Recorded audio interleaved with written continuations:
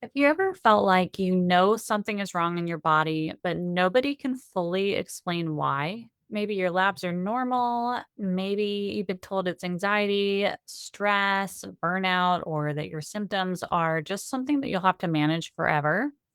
If that sounds familiar, you are not alone.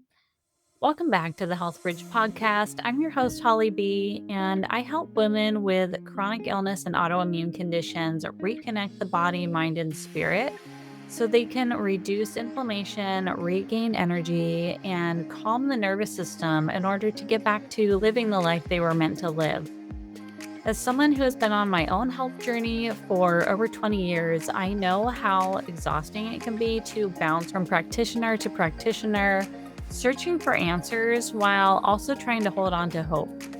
And one of the biggest things I've learned is that healing often requires us to become our own advocate, to start asking those deeper questions, and to look beyond symptom management into the root causes of what's actually going on. Today's conversation is a really powerful example of that. I'm joined by Allie Chandler, who shares her journey through chronic Lyme disease, mold illness, hyperadrenergic thoughts, nervous system dysregulation, and years of feeling dismissed while trying to piece together her own health puzzle. In this conversation, we explore what it really means to become your own advocate when doctors don't have the answers, the emotional toll of chronic illness and medical gaslighting, and how nervous system healing, boundaries, supportive community, and addressing the mind, body, and spirit together can completely change the healing journey. This is a really honest, grounded, hope filled conversation for anyone who feels overwhelmed or misunderstood or just totally stuck in their healing journey. And make sure you listen to the end because we'll be answering the question, how do you start believing healing is possible when your current reality says otherwise? Now let's dive into today's episode. Allie Chandler, I'm so excited to have this conversation with you. Thanks so much for being here. Thanks for having me. I'm excited to chat too. So, you have had your own chronic health journey, a long, drawn out, challenging exploration of your own health. And Mm. as we talk to women that are stuck in this chronic autoimmune space, maybe they're diagnosed, maybe they're not. I think that there's so many women that are stuck in this place of knowing that there is something wrong. Like there's something wrong. There's something going on. Maybe they don't have a diagnosis yet. And they might be told by the doctors, like, well, your labs look normal, or we can see that you're having symptoms, but we can't figure out why because we can't, none of our tests are saying anything definitive. Um, did you have a moment in your journey that was, I guess, like a light bulb moment or just a moment when you realized that if you don't fight for yourself and if you don't Yeah. continue to get yourself out there and find somebody that can help you find those answers, basically that nobody was going to do this for you if you didn't do Mhm. it yourself. Definitely. Yeah, I would say dozens of moments like that. I was a slow learner.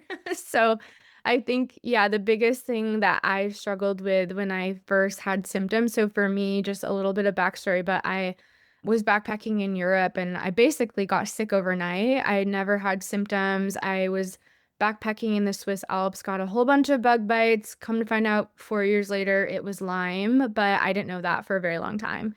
And all I knew is that I was very healthy, and then I got sick overnight, and I was having, cardiac issues, neurological, digestive, mood things. I had so many things that I'd never had experienced before, and I didn't know what to do because I never had been sick. It was like a brand new thing for me. So, of course, like many, I, went a little bit more of the allopathic. I went to hospitals because I was like, this seems like something really severe and serious.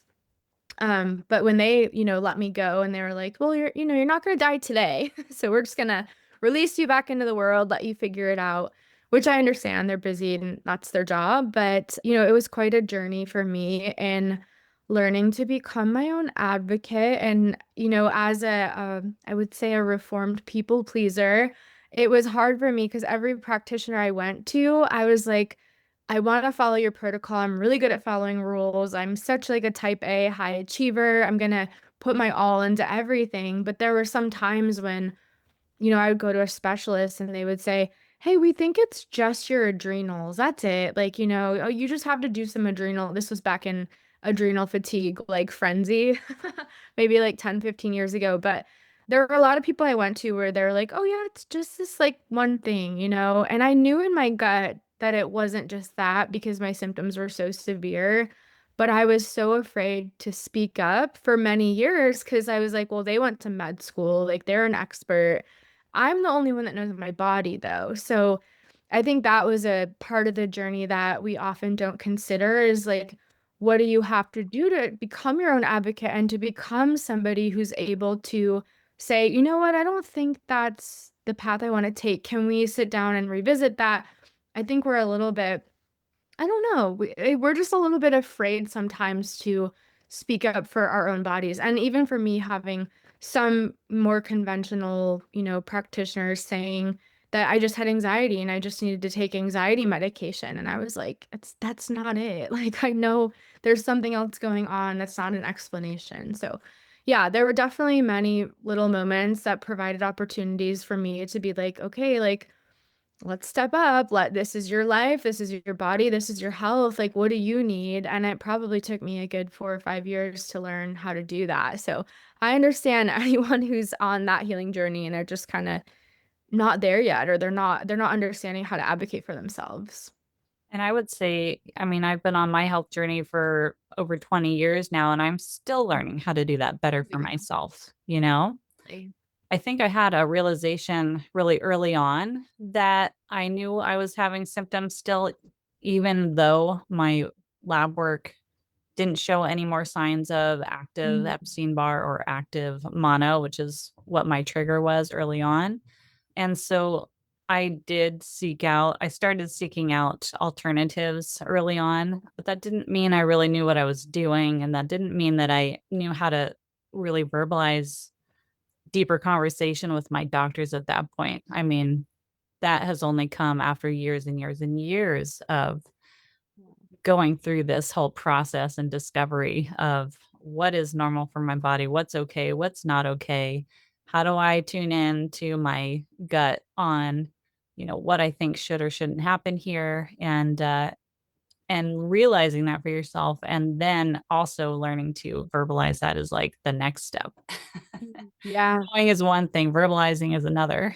Definitely, and I think there's a small, pocket of people where it's like, you're not feeling well, but you haven't gotten a diagnosis, and maybe it's not even a small pocket, there's probably a lot of people like that, where you're continually going to doctors, like you said, nobody's figured out your root cause, your tests are okay, like, for me, there wasn't anything that was, "Oh my gosh, this is really high, it's definitely this." It was stuff was off, but it wasn't like there was one particular diagnosis, so I think if you go through that enough, you start to doubt yourself. Like, even for me, I was like, I know my body's feeling terrible, but it's not showing up in my labs. And I've done so many labs. I'm like, how do I have blood left in my body? I have no idea at this point. I have done like the Dutch, the OAT, the GI maps, like all the sort of more alternative lab work. But it's hard because then it's like, am I really sick? Like, what is going on? Because no one's finding anything. And that gets frustrating because it's almost like you're having this, like, you're questioning your own identity, you're questioning yourself. And then when you start to do that, I feel like things can fall apart. Like, something I always talk about is, when I was sick, I feel like I almost dissociated my physical body from my like heart and spirit and, mental health and all these things. Cause I was like, this is not me. I've never been a sick person. I was completely bedbound at age 26, and so it was very confusing for me to, like, try to put all those things together, right? I was like, "This doesn't feel right. This is not my body. I'm in someone else's body. I feel like I've been, like, transplanted. I don't know what's happening." But a lot of the work that I did was that. It was, like, being firm in my identity and secure in, like, what I was feeling and being able to speak up about it because it's hard, and like you said, I'm still I would say I'm not dealing with symptoms the majority of the time, but even if there's something where I'm like, I want to just check this out, or I want to like go get some labs drawn. I think I too am still learning how to advocate for myself and how to understand like what's the next step for me and just optimizing my health. It's hard too when you have like very bizarre symptoms, maybe something that's not like super Common. common or acute, and you don't even know how to like really describe it. Yes. And then you just Really. sound like you're kind of grasping at straws or Mhm. maybe like you're looking for attention. I don't Right. know. And there's a lot of gaslighting that goes on with that. Did you experience any of that?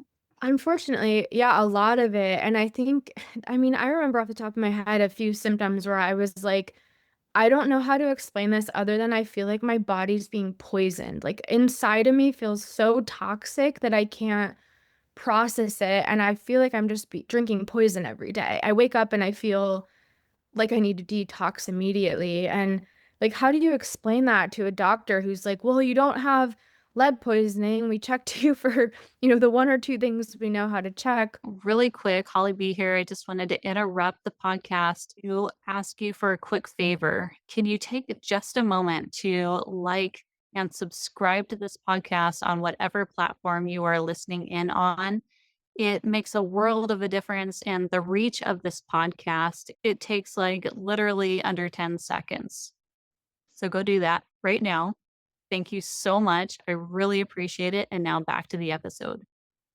But it is hard, and I feel like at some points I just almost gave up explaining it to, like, friends and family, and I was newly married at the time, and it was really hard on my marriage because obviously for many reasons, but I wasn't able to help or we couldn't go on dates, I couldn't even grocery shop. There was really not he was taking care of me anytime he was home, and so I feel like it is difficult when you're just trying to figure out how to explain things to people, and I experienced this the most, I would say, in these really acute situations where my heart rate I would be sitting on my couch or, there's one situation I remember when I was in Monterey that I went a half a mile of a drive to the post office to mail something, and I looked down, I had this little, like, pulse ox because we didn't have Apple Watches, I don't think then, so I bought this little pulse ox because my heart rate was always doing crazy things, and I looked down at it because I was feeling my heart just going absolutely crazy, and it was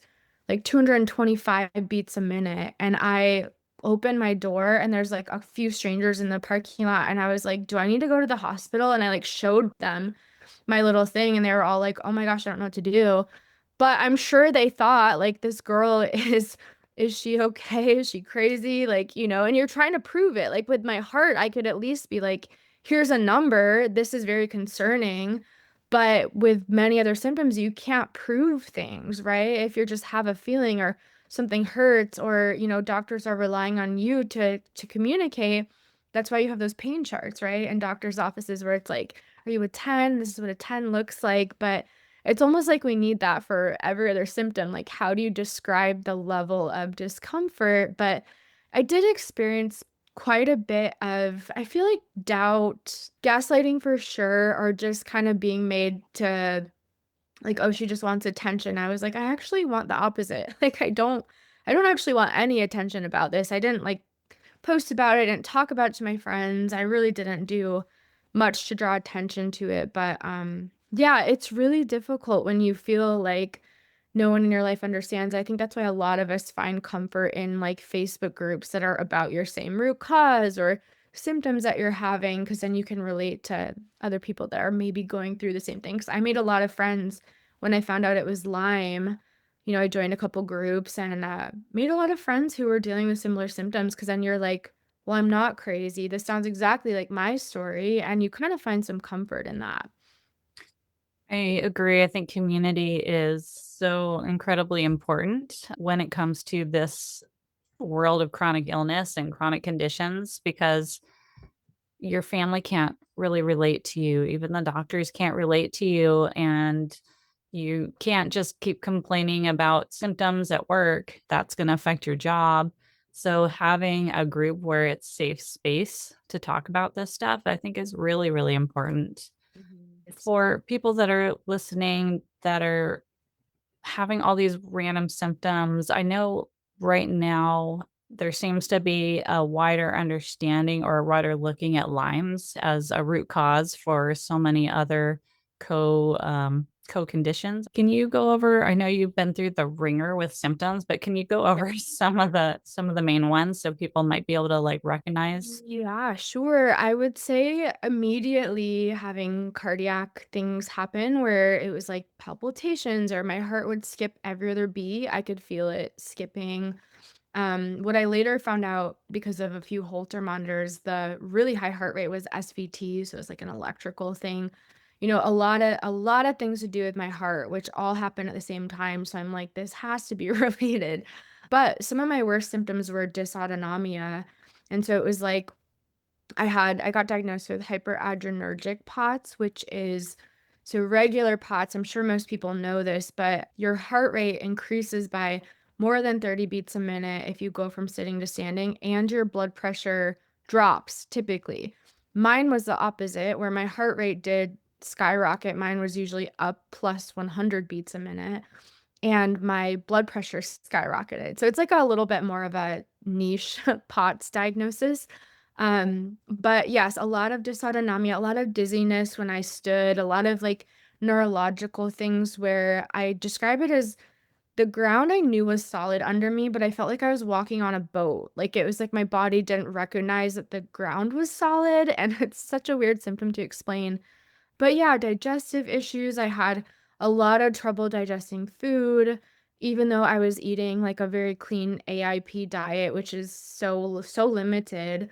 Still was having trouble with that. I would say very severe anxiety and mood disorders that I didn't have before. I was even feeling like super paranoid. And I was like, where is this coming from? And part of it was that I wasn't sleeping well. So I think just everything else was compounding. But yeah, I would say the most life-changing were the dysautonomia symptoms because I couldn't really take care of myself because I couldn't even, like, within my own house, I couldn't stand for long enough to make eggs in the morning or to make a green smoothie or to cook chicken. Like, I had to drag a chair and, like, sit on this chair, and, of course, it eliminated, like, all travel, and I was working full time during all of this remotely, but a lot of my jobs wanted me to travel, and I was like, "Man, thinking about carrying stuff through an airport when my heart rate's already struggling just to walk, without carrying a bunch of stuff."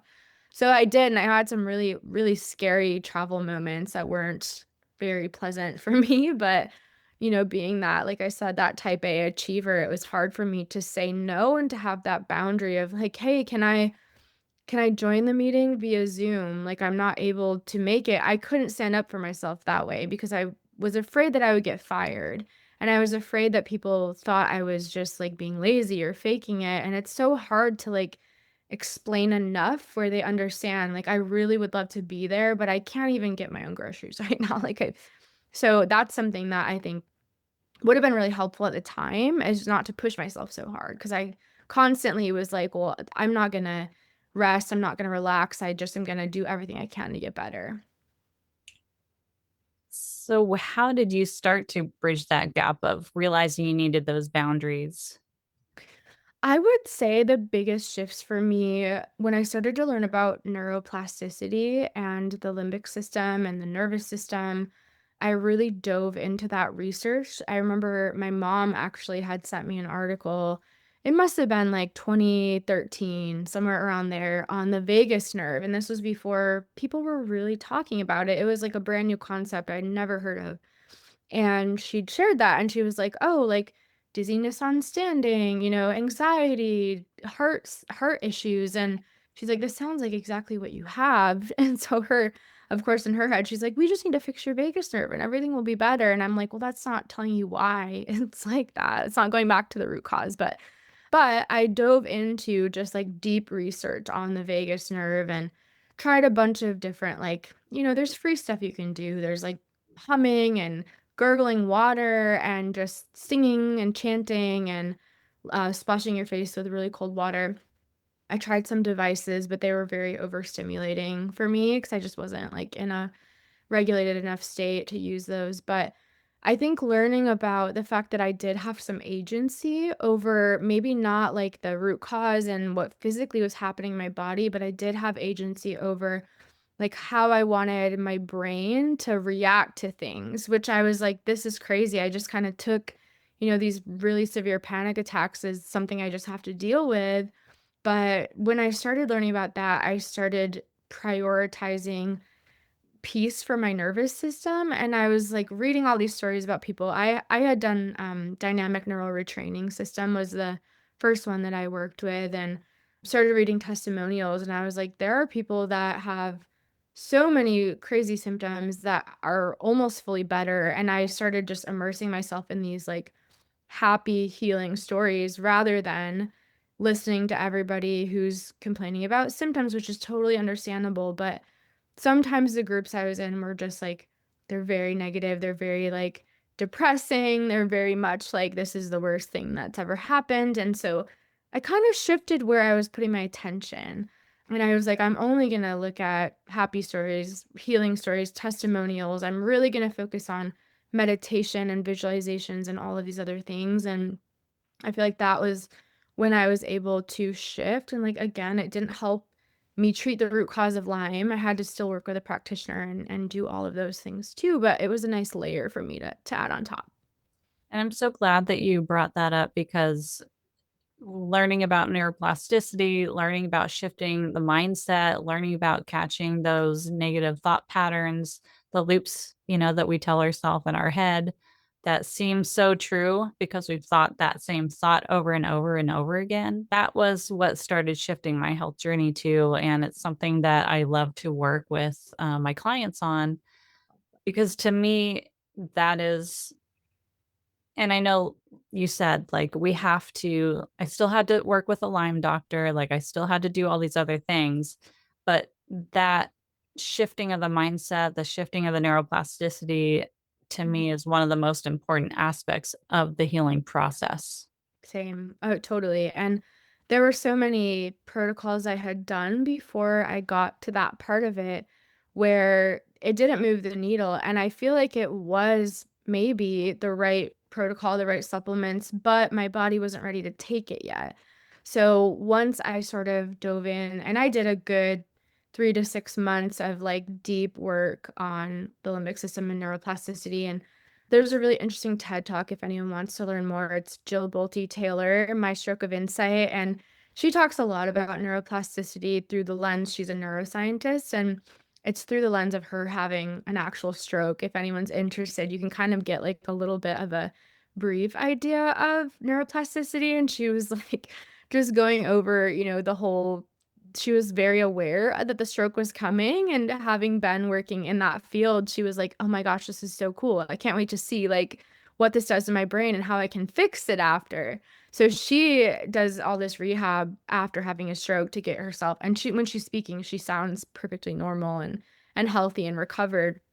But it is definitely life-changing work, and it is a commitment to yourself. It's not as if you can just put on a YouTube meditation for 5 minutes every other week and, you're gonna have be done and be healed. It is intentional practice, but I think knowing that there's health and healing and vitality potentially on the other side, or at least a more regulated nervous system, should be motivating to the people like me who were just like, I can't handle any stressor. Like, it was a smell, any sort of, like, chemical, toxic smell of any kind, like, even walking by the laundry detergent, I would be flat passed out, like, my body was like, "We can't even process this."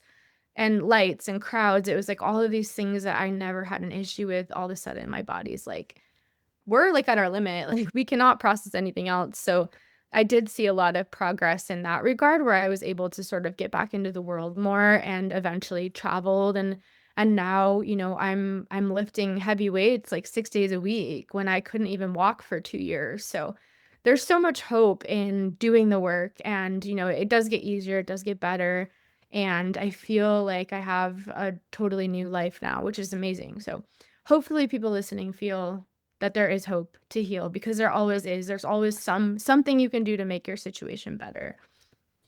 You were mentioning people pleasing and type A personality. And I definitely have recognized in myself some of those same qualities, as well as a very overactive mind that's just constantly running, constantly running. And I think that's something that a lot of women in this community can relate to. I think that the work that you're just talking about with the neuroplasticity and the mindset stuff and having to commit to the nervous system, having to commit to yourself long term, not just like the video here or there, the like, oh, maybe it's a good time for me to meditate for 5 minutes in between running to this and doing that. That really is the work. And it's so hard because we're in this lifestyle today of like, go, go, go. We got to do all the things. I mean, I don't have kids. I can't even imagine what it would be I like didn't for either. yeah, for, like, a full family, and you're, like, trying to keep everything going, and you have to take care of yourself too. But that's, I think, where the gold is, like, we have to get to the point where we are prioritizing our own self-care first and learning how to instill those boundaries. I think we all have different paths to why we've allowed those boundaries to break down, for many different reasons, and so we each have to do our own due diligence on figuring out the whys for ourselves and slowly, just with small practices, start to build up the boundaries and the healthy boundaries. I'm not saying we have to be like, "Kids, fend for yourself," or Right, make your "Husband, own get." dinner. Yeah, right. We can still do the mom thing or the work thing or the wife thing, whatever it is, but we Mhm. have to take care of ourselves first so that we can do those things instead of doing that from a place where your cup is a quarter of the way full.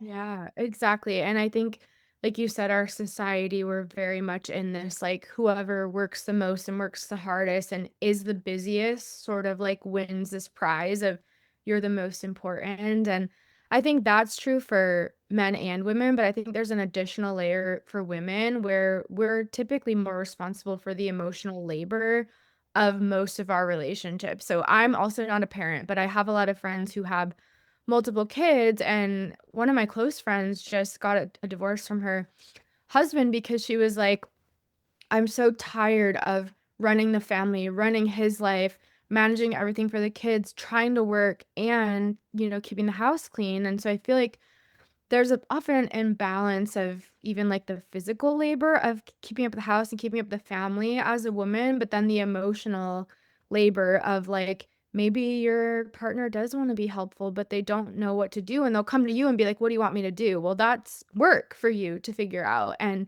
give him jobs and, hand that to him, so I feel like there's just, like, a hidden additional layer for women, and we're sort of expected to be the caregivers, which I think is really beautiful. And I'm an Enneagram 2. If anyone's an Enneagram person, I'm totally the like hostess, relational helper, like lover person.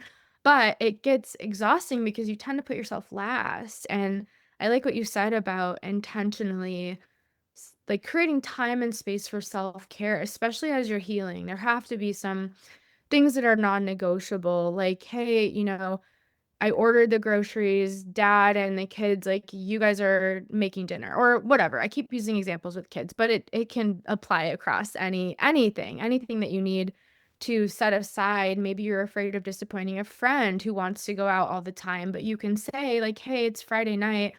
I need to recover from the week. I'd love to see you Sunday once I've had a chance to rest and kind of get my life in order." My last sort of thought on this, there's a book that I absolutely love that's helped me to be able to have those conversations. And it has a weird title, but it's called Nonviolent Communication.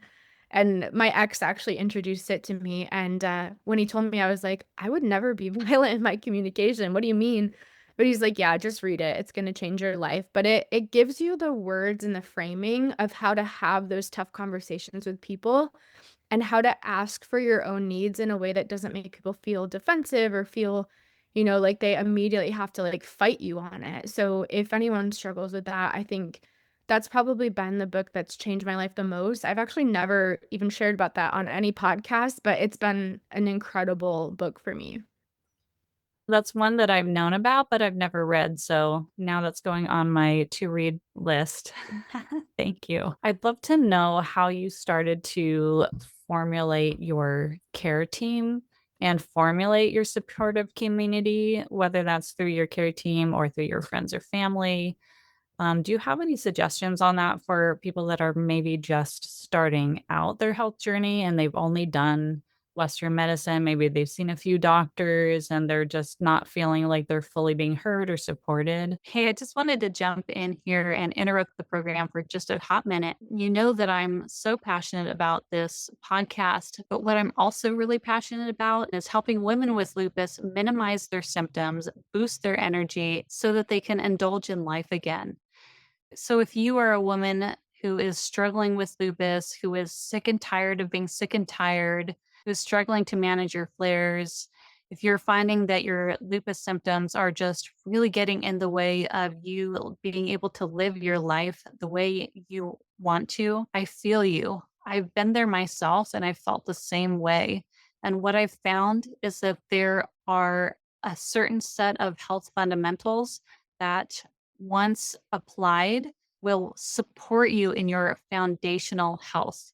They will support you in building and maintaining that energy, minimizing flares, and allowing you to, again, indulge in life and follow your passions.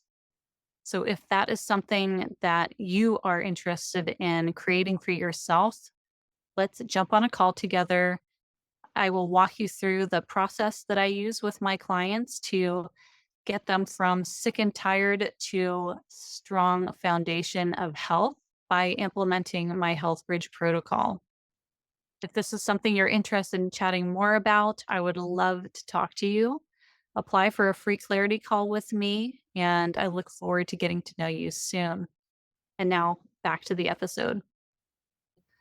Finding the right fit. Yeah, I would say I had to think about it. I love that you said care team because it's really hard to find just one person that can cover mental, emotional, spiritual, and physical. And sometimes there are people that can, and it's beautiful and it's amazing. But if not, then I focused on having sort of my main functional medicine practitioner who would give me my protocols and my supplements and do my testing because I think it gets difficult when you have two opinions on protocols because then you're like, well, my other doctor said this, and it gets messy sometimes. So I had my main person who was doing my protocols, and it was really just trial and error for me of searching online, finding if I wanted someone local, if I wanted to work with someone virtually.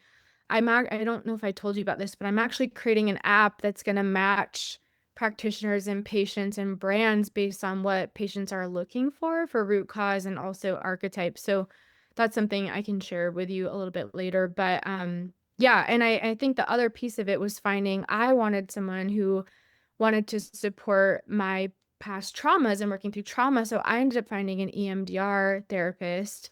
And I would say we worked for probably 6 months on just like the calming the nervous system, like the safe space before we actually did any EMDR. Cause she was like, if I did that with you now, you would crash. Like you're not, you're not ready. So we did a lot of like this visualizing safe spaces and like this calming kind of thing to get me more stable. And then I guess for me, I'm very into like energy. And so I found this energy healer who actually lived down the street from me. And I've known about her from a summit before. I didn't know she lived in Monterey. And so when I moved there from San Francisco, I was like, oh my gosh, she's 3 blocks from me. Like, let me start working with her in person. And so I know energy work for some people, they're like, I don't know if that's part of my plan, that's fine. But what she did with me was we talked about a lot of sort of deep-seated beliefs about my identity. So it was half like kind of talk therapy, and half of it was, do I have your permission to clear that belief? And also, can we instill this new belief in you that you do deserve to heal, that you do deserve love and relationships? And so we worked on a lot of like identity level things, which I think was really, really important for me. And just to go back to the sort of like high achiever people pleaser, she helped me clear all of those beliefs out that I'm not worth anything if I'm not doing for people, if I'm not producing.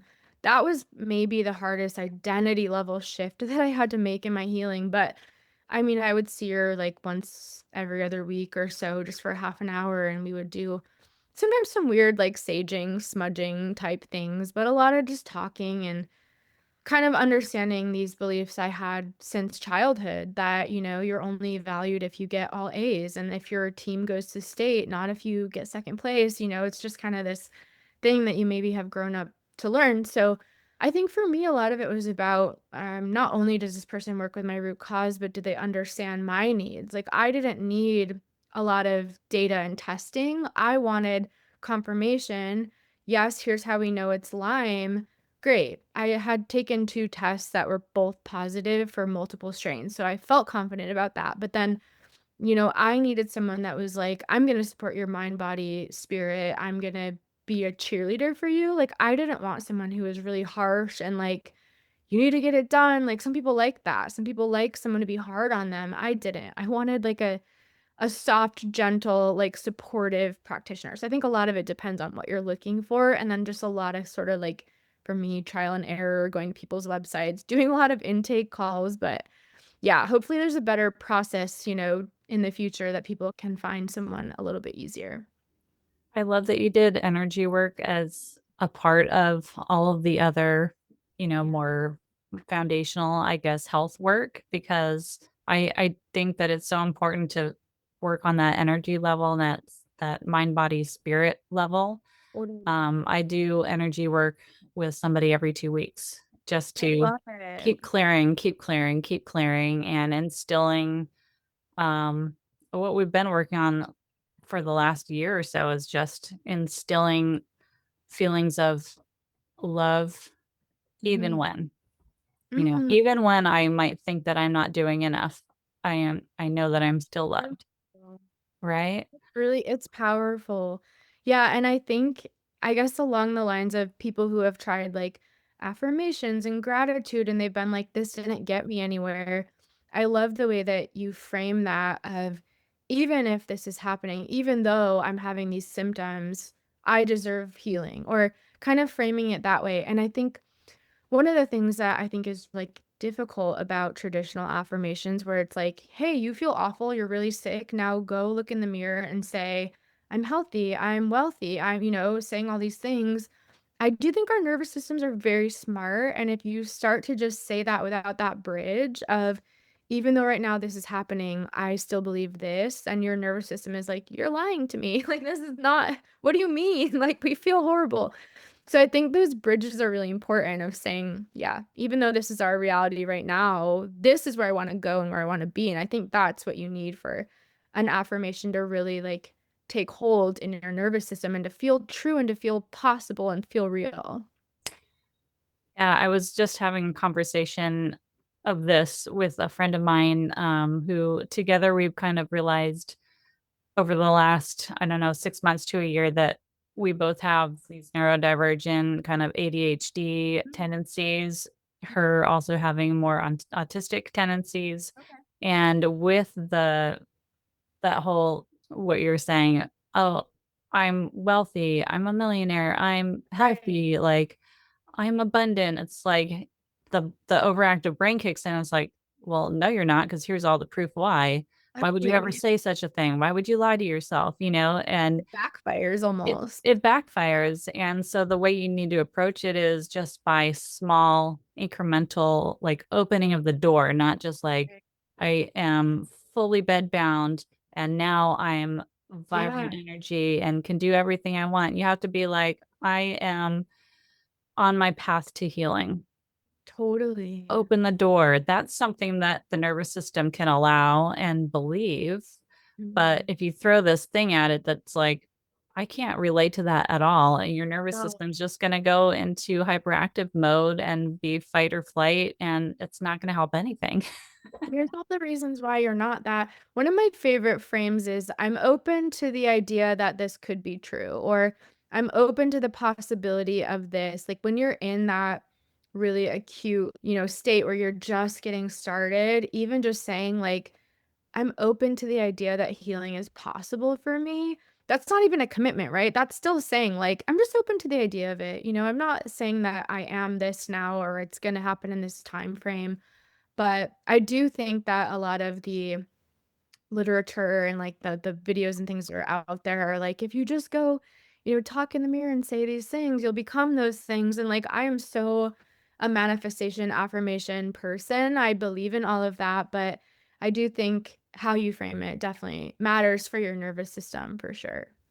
Yeah, we need to start somewhere, start slowly, and especially if you're just starting this out. Say you just got a autoimmune diagnosis and you're told this is it for the rest of your life. You Mhm. can't get rid of it no matter what. All we can do is symptom management. Like that's a closed door mindset, right? Somebody in a white coat told you that. All your research online has told you that. And that's your current belief system. So I know because I've talked to so many, and I'm in remission now. I've talked to so many women who have fully healed themselves from autoimmune conditions to the point where it's no longer triggering anything on their lab work, right? Mm, I know that this can be a changed condition and that we can initiate that change, great. but we have to open the door slowly to that belief, very slowly. That's good. Yeah, Yeah, agreed. No, and it can be a beautiful practice. I think having someone that can mentor you is really helpful at first, even if you just do a couple sessions with someone who can, like you said, frame that for you or kind of give you that homework, and then maybe you could revisit it later. If I know, like when you're sick, cost is an issue with a lot of things. You have to learn what to invest in and what's good for you. But I do think that it is very beneficial. absolutely. Ali, this has been such a great conversation. Where can everyone find you? What do you do in your life? Yeah, Because I no, know of you work course. within this world. Yeah, so it's kind of a cool story, and I'll just tell it briefly, but when I got my Lyme diagnosis, I was actually looking on the internet for a Lyme doctor, and I found this man called Dr. J. Davidson, and he was in San Diego, and he had his whole website was about Lyme, and he could work virtually, and this was kind of before I feel like there was a lot about Lyme on the internet too. But I ended up working with him and his team as my doctor, and long story short, went to a retreat. I did not want to go at all. My husband sort of made me. I was very, very sick at the time, but I went to the retreat in San Diego and I ended up getting hired by him to do marketing. I had just graduated, gotten my master's in writing, and was being the type A hustler, was like, my husband carried me into this retreat on his back, but I can do your marketing for you. So that's how I got into the functional medicine space, and then he ended up creating Cellcore Biosciences, if anyone knows that brand. Went over with them and did head of content, but yeah, I've worked in the functional medicine space. That, like I said, one thing I'm working on that I'm really excited about is this app that's going to help people match, to so it's based on an archetype. I have an archetype for patients, one for practitioners, one for brands. There's 15 different results for each. So it'll match you. It's kind of like the Enneagram for functional medicine. It'll match you based on your belief system on healing, core wounds, things like that. And there's an additional layer of root causes. There's also location we can add on, credential if you care about that. But I'll have this app that'll have this little intake. So I have a wait list if people want to join it. It's upsellhealth.com/app. It's very easy. And then the other thing, if you just want to take your archetype quiz, that's also free. And that's just upsellhealth.com/archetype. And that'll tell you, like, if you're trying to heal, you'll get a patient archetype and it might be like the research warrior. And then you're somebody that is always, has 58 tabs open. You're reading the PubMed articles, you're attending the summits, you're bringing that to your doctor. So there's just all these different, like, needs that are unique to that patient, unique to that practitioner. And then the whole idea is, because it took me so long to heal and to find the right person, is to hopefully bring everyone together and, save them time, save them money, save them energy. Everyone can find the right fit. So those are the two things that I'm currently working on to try to pay it forward. And now that I'm feeling better and I have more energy to work on things like that. I love that. That's going to be so helpful. I wish I would have had access to that back in the day. Hey, me too. Exactly. I agree. And that's what I love about doing this podcast too, is I meet so many different practitioners and I find myself also as that middle person that Yeah. can be like, you would go well with this person and you should meet this person. And so I love that you're doing that. Yeah. I'll make sure that we drop the links in the show notes for that. Okay. Allie, any last thoughts for women who are struggling right now on Mhm. any level, mind, body, spirit? Yeah, like one thing that we mentioned but we didn't go in depth on was the idea of community, and that was actually a big part of my healing, and I know it can be difficult to find your people and find people that are on the same path as you if you want to like kind of have that positive mindset and go the route of like gratitude, abundance and everything like that. It can be kind of hard to find those people. So I would just encourage everyone. Maybe there's something local you can find. A lot of like health food stores or yoga studios will have, little health related get togethers. And even I have a naturopath here. She runs a lot of classes at her office. But if you can't find something in person, finding an online community that can be really supportive. I do think that's a huge layer to healing. I actually read there's a study which I can find, but it talks about like loneliness and isolation actually increasing people's like the all cause mortality for people because it impacts your physical body that much. And I think the study, I'll have to double check, but I thought it was the equivalent of smoking like 10 cigarettes a day. I'm sure people have heard this before.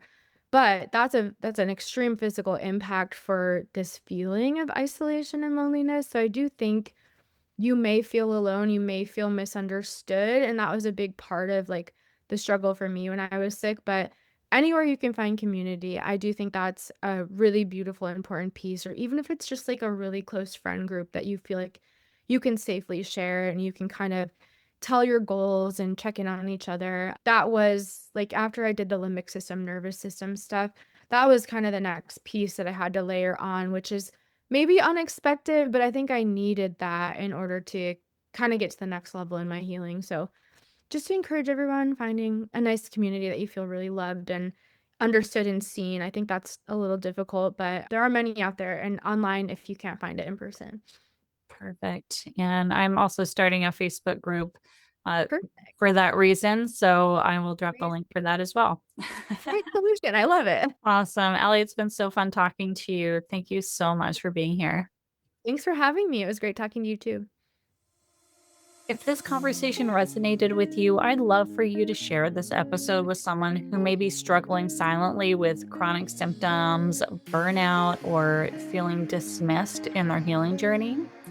And if there's one thing that I hope you take away from today's episode, it's this: your symptoms are not a personal failure. Your body is not betraying you. And healing is often much more possible than we've been led to believe. Sometimes the first step is simply learning to trust yourself again. You can connect with Allie and learn more about her work, her archetype quiz, and her upcoming practitioner matching app through the links in the show notes. And if you're looking for support and community on your own health journey, I'll also link my free Facebook community below. Thank you so much for being here. And if you enjoyed this episode, don't forget to subscribe, leave a review, and share the podcast. It truly helps more women find this message. I look forward to seeing you in the next episode.